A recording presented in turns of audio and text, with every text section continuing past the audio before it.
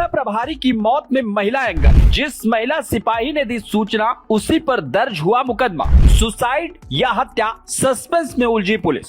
शुक्रवार रात जालौन जनपद से कुठोन थाना परिवार में गोली चलते ही हड़कंप मच गया। थाना प्रभारी के कमरे में गोली चलने की खबर जैसे ही एक महिला सिपाही मीनाक्षी शर्मा ने थाने में दी, अफरा तफरी मच गई। पुलिस ने जाकर देखा तो थाना प्रभारी अरुण कुमार राय जमीन पर पड़े थे। उनके बगल सरकारी रिवॉल्वर पड़ी थी। आनंद फानन में थाना प्रभारी को अस्पताल ले जाया गया, जहां उसे डॉक्टरों ने मृत घोषित कर दिया। प्रथम दृष्टया थाना प्रभारी की मौत को सुसाइड माना गया है, लेकिन परिजनों के इल्जाम के बाद पुलिस ने हत्या का मुकदमा दर्ज कर हत्या के एंगल पर भी जांच शुरू कर दी है। हैरानी की बात है कि हत्या का आरोप उसी महिला सिपाही पर है जिसने गोली चलने की सूचना दी। कल रात में लगभग 9:30 बजे के आसपास एक विभाग की महिला आरक्षी ने थाने के अंदर आकर ये कहा कि साहब ने गोली मार दी।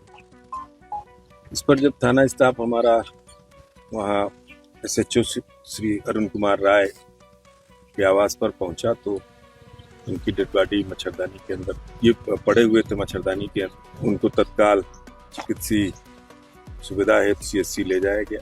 वहां से मेडिकल कॉलेज रेफर हुए। मेडिकल कॉलेज आने के बाद चिकित्सकों द्वारा मृत घोषित कर दिया गया। घटनास्थल पर अपनी फोरेंसिक टीम द्वारा वैज्ञानिक साक्ष्य इकट्ठा कराए गए हैं। पोस्टमार्टम डॉक्टर के पैनल से कराया जा रहा है। आगे भी फोरेंसिक एक्सपर्ट टीम जो होगी उससे हम लोग जो भी साक्ष्य इकट्ठा है उनका वैल्यूएशन कराएंगे। पोस्टमार्टम की वीडियोग्राफी भी कराई जा रही है। परिजनों से तहरीर देने के लिए कहा गया है। ये लोग जैसे ही तहरीर देते हैं तत्काल इस पर अभियोग पंजीकृत किया जाएगा और गंभीरता से इसकी विवेचना कराई जाएगी।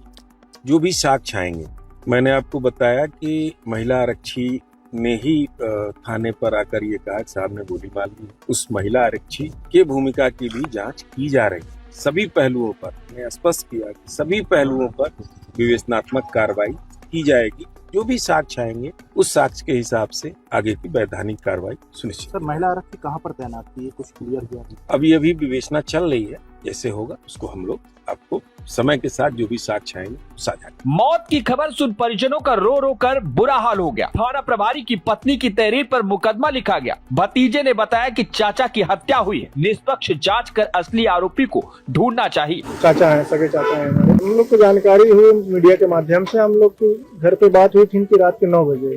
बातचीत करके बोले कि मैं जा रहा हूँ आराम करने। 10 बजे के करीब में हम लोग को मीडिया के माध्यम से जानकारी हुई कि ऐसी कोई दुर्घटना हो गई है। हम लोग को बिल्कुल भी विश्वास नहीं हुआ कि ऐसा कुछ हो सकता है, क्योंकि नॉर्मली बातचीत होती है जैसे हालचाल लेना। अचानक से हुआ तो हम लोग को लगा कि शायद कोई इसमें मर्डर का एंगल हो, कोई रंजिश हो, आपसी रंजिश हो। कोई ऐसा डिपार्टमेंट है कि 10 दुश्मन बनते रहते हैं। हम लोग को यही अंदेशा है कि इसमें मर्डर का एंगल है और हम लोग चाहते हैं कि इसमें निष्पक्ष जांच हो और जो सच है वो सामने आए। पुलिस प्रशासन कोऑपरेट कर रही है, बातों से तो कोऑपरेशन है, बट इंक्वायरी जांच होती है वो। नहीं, ऐसी कोई बात नहीं थी। मतलब मुझसे एक हफ्ते पहले मुलाकात हुई थी, पर्सनली आए उससे घर पे।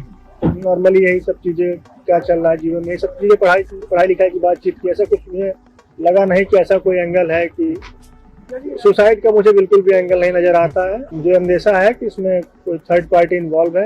ये तो मुझे इसके बारे में बिल्कुल कोई जानकारी नहीं है। ये प्रशासन के इंक्वायरी का विषय है। प्रशासन को इसकी निष्पक्ष जांच करनी चाहिए और प्रशासन को इसके बारे में जो चीजें सही हैं तब बाहर आने चाहिए। अच्छा, इनकी कितने बच्चे हैं? इनका एक लौता लड़का है, बस एक ही लड़का है। रहने वाली मूलतः कहाँ पे? मूलतः ये संत कबीर नगर के हैं। अच्छा, ये पुलिस विभाग में कब इनकी पुष्टि? पुलिस विभाग में इनकी ज्वाइनिंग 1998 में हुई। दरअसल सूत्रों के मुताबिक अरुण कुमार की मौत के मामले में महिला सिपाही मीनाक्षी शर्मा का नाम सामने आया है। दरअसल सिपाहियों ने बताया कि शुक्रवार शाम को SHO अरुण थाने के पास चल रहे 5 कुंडी महायज्ञ के भंडारे में शामिल हुए थे। उन्हें वहां सम्मानित किया गया। इसके बाद जालौनी माता मंदिर के पुजारी सर्वेश महाराज की बेटी की शादी में पहुंचे। वहां वर वधु को आशीर्वाद देने के बाद रात करीब 9 बजे थाने स्थित अपने सरकारी आवास आ गए। थाने में ही उन्होंने पत्नी से बात की। बोला खा पी लिया है, अब सोने जा रहा हूँ। चंद कदम दूर ही उनका सरकारी आवास था। फिर वह कमरे में चले गए। करीब 30 मिनट बाद ही कमरे से गोली चलने की आवाज आई। फिलहाल थाना प्रभारी की मौत पुलिस के लिए बड़ी टेंशन बन गई। मामला आत्महत्या का है, तब भी सवाल बना हुआ है कि आखिर थाना प्रभारी जैसे पद पर होने के बावजूद आत्महत्या क्यों की गई, और अगर मर्डर है तो महिला सिपाही ने खुद जाकर क्यों सूचना दी। फिलहाल कुछ सूत्रों का कहना है कि महिला सिपाही थाना प्रभारी को ब्लैकमेल कर रही थी।